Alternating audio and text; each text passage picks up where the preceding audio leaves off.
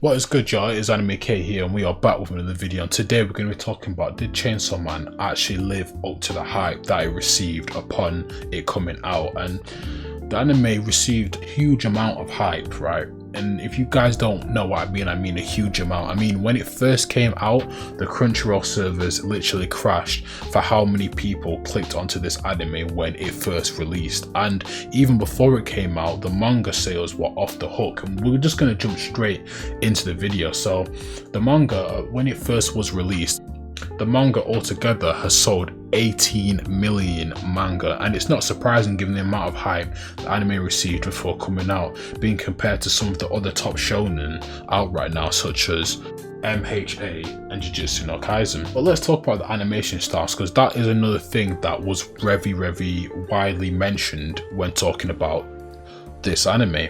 So the art for Chainsaw Man was one of the best selling points for the anime, and the way we have not seen an art style like this before.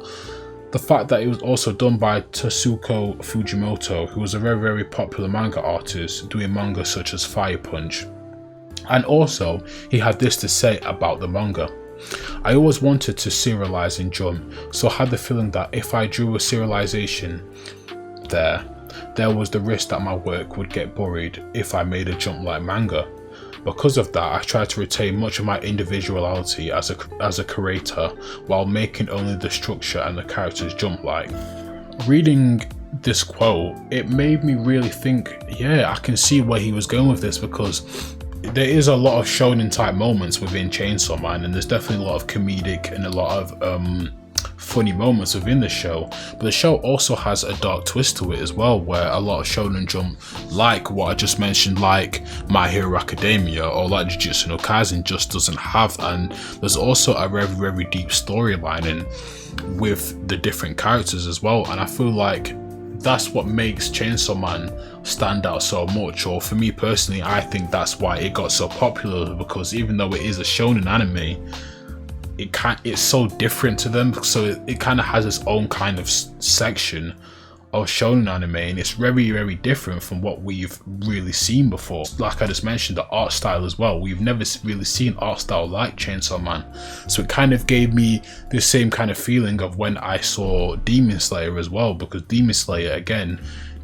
when it came out with those cool animations, it blew me away as a fan, and that's what Chainsaw Man did as well.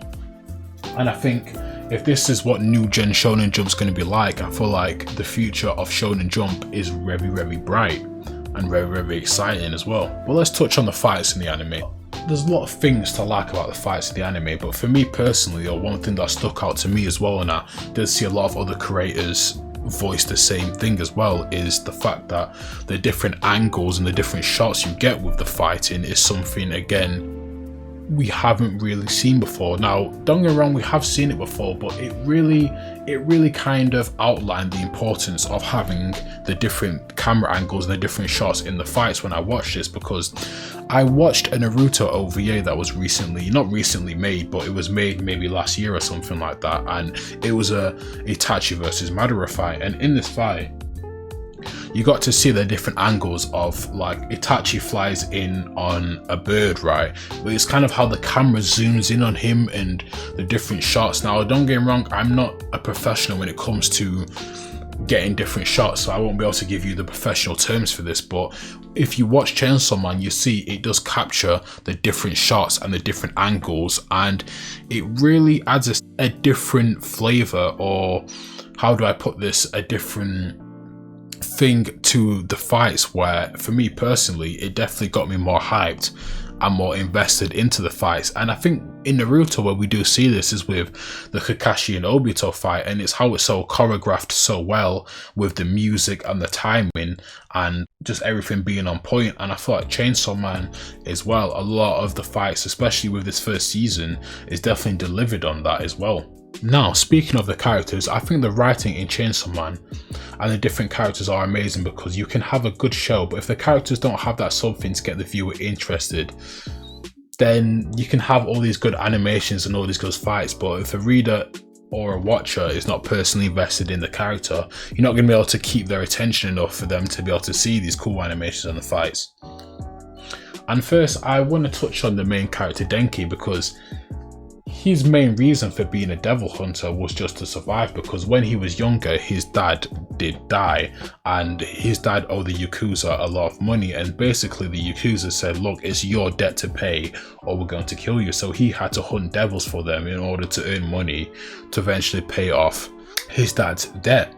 And I won't spoil too much just in case if you haven't seen it, but Denki eventually ends up meeting Miss Maki, and Miss Makima, or however you pronounce her name, right? But he ends up meeting her, and she basically says to him, look, you have two choices. You either come work for us or we're going to kill you, because obviously he has a devil inside of him now and they can't just let him roam free with such power. And the one thing I see with Denki and a lot of other characters in this show, and you know, you guys can comment down below if you don't agree with me, but they're all doing what they're doing not because they want to, but because of survival. And I know you're going to say, look, yeah, that's basically what people do in the real world, and it's a common theme with shonen anime, you know. But what I see as a common theme with the show is, or especially with Denki as a character, is he does everything he does to survive. You know, he had to kill the devils to survive and pay off the Yakuza. Then he had to join the devil hunters because he didn't want to die. And at the same time, Denki's character, he's so simple and so easy to like. The differences between him and many other shonen anime characters, right?